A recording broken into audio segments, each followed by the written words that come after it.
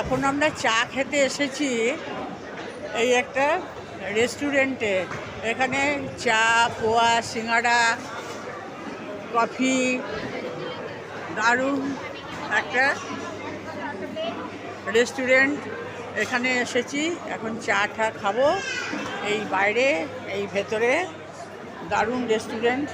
এখানে রাধাস্বামী রেস্টুরেন্ট। এই রাধাস্বামী রেস্টুরেন্টে এখন আমরা সন্ধেবেলা টিফিন করব। এরপর আমরা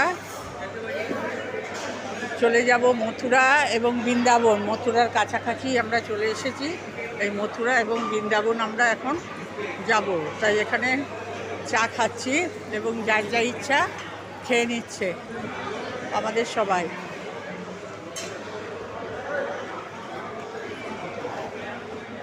অসাধারণ রেস্টুরেন্টটা, খুব ভালো লাগছে দেখতে।